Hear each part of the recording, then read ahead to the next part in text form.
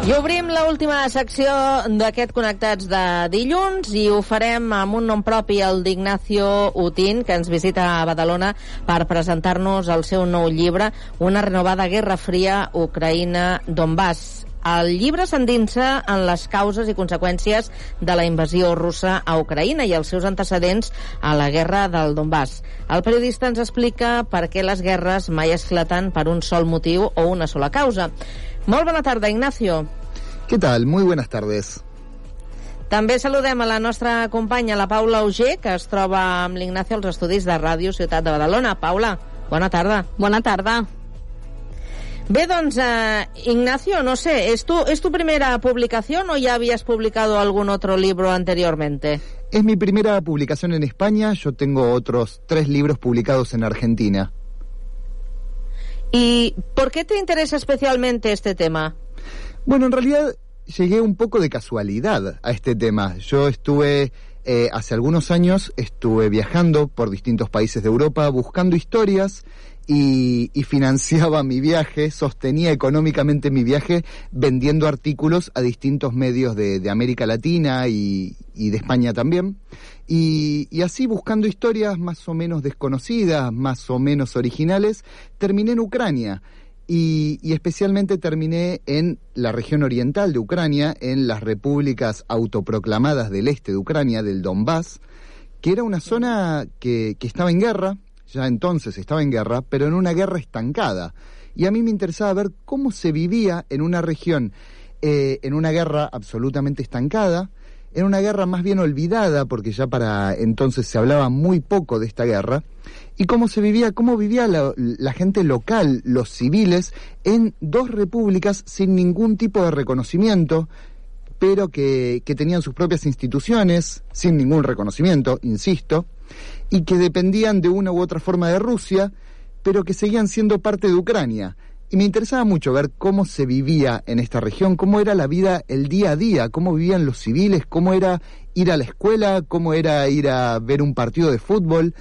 Y era algo que no se contaba, más allá de que la guerra en sí estuviera olvidada, la vida diaria de los civiles en 2 países no reconocidos era algo de lo que muy poca gente hablaba. Y a partir de entonces entré a este tema hace ya unos cuantos años. Entonces, Ignacio, entiendo que este libro se sustenta en tu propia experiencia en este tiempo que has estado allí.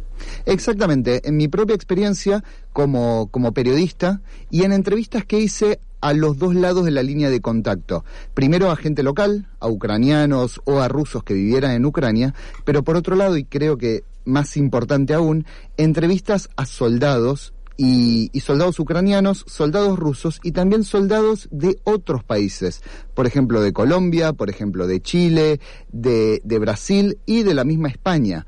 Había muchos españoles que fueron a luchar del bando rebelde, del bando separatista, o como lo llama el Estado ucraniano, del bando terrorista. A mí me parecía increíble y muy interesante al mismo tiempo ver por qué un español va a luchar una guerra que le es completamente ajena de un bando que buena parte del continente europeo considera terrorista, con todas las consecuencias que eso puede tener, consecuencias más inmediatas a la seguridad física, pero también consecuencias a largo plazo porque implica participar de un conflicto en el que el Estado ucraniano los considera terroristas. Después pueden volver a España, por ejemplo, y ser apresados por cargos de terrorismo. Eso es muy grave. Uh-huh. Entonces, ¿por qué fueron a luchar una guerra ajena, que no tiene absolutamente nada que ver con ellos, sabiendo todas estas consecuencias? Eso a mí me resultaba muy interesante. Ignacio, ¿cómo ha sido el proceso de escribir este libro? ¿En qué dirías que te centras más del conflicto político? A mí me gusta mucho el subtítulo que eligió la editorial, que es "Las guerras nunca estallan por un solo motivo". Uh-huh. Ese es mi punto fundamental. El no quedarse con la idea de uno es bueno, el otro es malo, uno es un superhéroe y el otro es un villano, porque las guerras tienen muchísimas aristas, y esta guerra en particular, que lleva muchos años, recordemos, no inició el 24 de febrero pasado con la invasión de Rusia a Ucrania, sino que se inició en 2014, hace ya 8 años, tiene tantas aristas, tiene tantos actores, tiene tantas etapas, que hay que tener en cuenta eso, hay que tener en cuenta todos los actores que participan, todos los intereses que hay en juego, y recordar que si bien es una guerra que enfrenta a rusos y a ucranianos, también participan de una u otra forma la Unión Europea, la OTAN, Estados Unidos. Hay muchos participantes en juego y hay una historia muy extensa que hay que tener en cuenta. Entonces, ese es mi objetivo con este libro, no quedarnos con los últimos meses, con que Rusia invadió Ucrania el 24 de febrero pasado, sino cómo llegamos a esto. ¿Qué es lo que pasó en los últimos 8 años desde que inició la guerra? ¿Y qué es también lo que pasó en los últimos 30 años desde la independencia de Ucrania? Uh-huh. Todo es un proceso muy extenso que llevó al día de hoy. Olvidarnos de todo ese proceso significa simplificar demasiado una guerra demasiado compleja. Uh-huh. Hemos visto que has comentado en alguna ocasión que has podido visitar las trincheras y el frente de los combates que separan a los rebeldes de las fuerzas del gobierno ucraniano, ¿no? Así es. ¿Y cómo ha sido esta experiencia? Estuve en primera línea, en las trincheras, viendo al enemigo a unos pocos metros. Es muy fuerte eso, es muy fuerte. Yo, por supuesto, no tengo ningún tipo de entrenamiento militar, nunca tuve contacto con un arma, nunca toqué un arma en mi vida, y estar en una trinchera sabiendo que cualquier movimiento un poco extraño significa que disparen, es muy fuerte, es difícil estar ahí. Pero al mismo tiempo, esta guerra que se inició, repito, en 2014, a partir de 2015 se estancó. Fue una guerra que no había terminado, pero que no tenía avances, no tenía retrocesos, seguía habiendo ataques, pero ataques a muy baja escala, seguía habiendo muertos, pero muy pocos muertos, y digamos que yo estuve en una época de estancamiento, una época en la que en las trincheras los soldados se aburrían y no sabían qué hacer, pero conversar con los soldados en esa primera línea, esperando día a día a que inicie un nuevo combate, es algo muy interesante. Decías que era una época de estancamiento, por tanto, entiendo que en ningún momento vistes peligrar tu vida, ¿no? Yo diría que no. Estuve después, por fuera de las trincheras en el frente, estuve muy cerca de una línea de contacto, pero del bando civil, del lado civil, no en las trincheras, y pasé algunas noches en un búnker civil a unos 20 metros del frente de combate. Y en este búnker subterráneo se escuchaban los disparos, se escuchaban los misiles, se escuchaban las explosiones, pero estaría mintiendo si dijera que mi vida corrió peligro. Uh-huh. Podría exagerar un poco, claro. pero no, estaría mintiendo. Tu libro está escrito con el objetivo principalmente de comprender lo que es la guerra del Donbass y la posterior guerra de Ucrania, ¿no? O sea, para que la gente se ponga un poco en contexto de estos últimos 30 años, lo que decías tú, que no se queden con estos últimos meses. Exactamente, porque bueno, los últimos meses, desde que estalló Ucrania, desde que todos empezamos a hablar de Ucrania, aparecieron muchos expertos que nunca habían tocado el tema, que nunca habían analizado el tema, y de pronto con este interés que surgió a partir de febrero, parece que todos fueran especialistas en Ucrania. Y yo la verdad es que vengo trabajando este tema hace mucho, y de hecho la edición española de mi libro salió hace apenas unos meses, pero la edición argentina de este mismo libro salió hace más de 7 meses, cuando todavía no se sabía que iba a haber una invasión.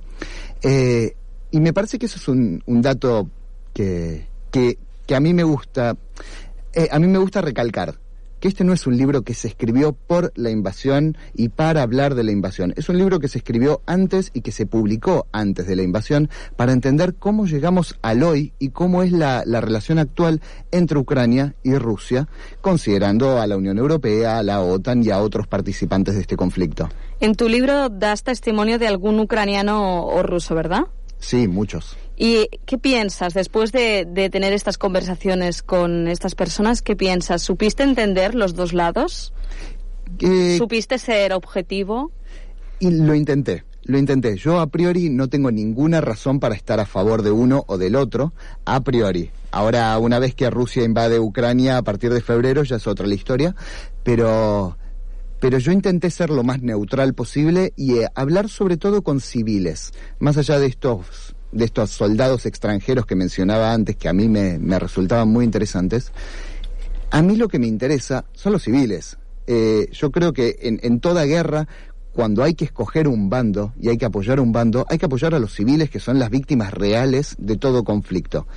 Y los civiles que quedaron atrapados del lado no controlado por el gobierno ucraniano, del lado de las repúblicas autoproclamadas, es muy interesante ver por qué se quedaron ahí. En algunos casos no se pudieron ir, en otros casos se quisieron ir, pero eso significaba abandonar su casa, su familia, su trabajo, sin ninguna certeza, sin que nadie les ofreciera nada a cambio. Y en otros casos los civiles que se quedaron es porque realmente apoyan a la causa separatista. Tratar de entender cuáles son las causas que llevan a autoproclamar un país en el medio de una guerra, en el medio de un bloqueo comercial, es algo muy interesante, sobre todo desde el lado civil, porque los civiles no toman las armas, los civiles no están combatiendo, simplemente se quedan ahí o porque apoyan la causa o porque no tienen otra opción. Y muchas veces me preguntaron ¿qué es lo que opina la gente local? La gente local realmente quiere ser independiente, quiere ser ucraniana, quiere ser rusa, y yo se lo pregunté a muchísima gente, y la respuesta más frecuente es: no me importa. No me importa si esto es Ucrania, si es Rusia, a mí lo único que me importa es que la guerra termine. Estabilidad, ¿no? Estabilidad, paz. Lo importante es la paz y todo lo demás después se discute. Lo importante es dejar de matarse entre ellos. Pero bueno, precisamente, ahora parece Ignacio, más difícil. Ignacio, ahora que estaba escuchando precisamente lo que comentabas, es justo lo que te iba a preguntar, porque es interesante saber qué es lo que opinan los civiles, los ciudadanos, en definitiva los que están sufriendo las consecuencias de este enfrentamiento. Y aparte de eso, ¿cuál es la opinión que tienen de sus líderes, que son los que deciden si se va a la guerra, si no se va a la guerra, si se combate, cómo se hace? O sea, ¿pudiste recoger las impresiones de los ciudadanos de un lado y de otro sobre Putin y Zelensky? Sí, del lado de las repúblicas autoproclamadas hay un estado de propaganda tan permanente, tan fuerte, que los líderes son casi dioses, de alguna forma. Son líderes incuestionables, porque la propaganda es absolutamente permanente. Desde los boletos de autobús son propaganda, los letreros en todas las esquinas que recalcan a los mártires de estas repúblicas autoproclamadas, es absolutamente incuestionable. Han muerto muchos líderes de estas repúblicas y en todos los casos se han convertido en mártires. Eso es impresionante. Con Putin pasa algo muy similar. Putin es para esta gente que vive en las repúblicas autoproclamadas, es un salvador, es el que los defiende, el que los va a liberar. Y del lado ucraniano, bueno, en principio en Ucrania no será el país más democrático del mundo, pero al menos tiene intenciones democráticas que no existen en Rusia y no existen en las repúblicas autoproclamadas del este de Ucrania. Zelensky hasta el año pasado tenía muy poco apoyo. Su apoyo era alrededor del entre el 20 y el 25% de la población. Pero si hay algo que logró la invasión de Rusia a Ucrania desde el 24 de febrero pasado, fue unificar de alguna forma al pueblo ucraniano. Y hoy por hoy el apoyo a Zelensky es abrumador, es incuestionable. Pero Zelensky, recordemos, es un líder que era completamente fuera del sistema, que era un actor, que era un comediante. Sí. Y yo creo que no se puede dudar de su coraje, pero sí se puede dudar de su capacidad, y más aún en el marco de una guerra como la que estamos viendo. Ignacio, estamos ya al final de la entrevista, apenas un minuto. ¿Presentas tu libro en Badalona? Es la intención. Ya veremos si podemos hacerlo. En principio lo estoy presentando aquí en la radio, que no es poco. Muy bien. ¿No tienes otra fecha ni ningún otro sitio donde sepamos que te puede ir a visitar el público? Estamos el 22 en la librería Finestrés, el 22 es este miércoles en la librería Finestrés de Barcelona, y el 28 en la librería Altair, también de Barcelona. Bueno, pues muchísimas gracias por habernos visitado, habernos explicado esta experiencia y gracias por ese trabajo, Una renovada guerra fría, Ucrania, Donbass. Ignacio Utín, gracias y suerte, que vaya muy bien. Muchas gracias, adiós. Muchas gracias. Gràcies, Paula. Gràcies, Carme. Adéu, bona tarda.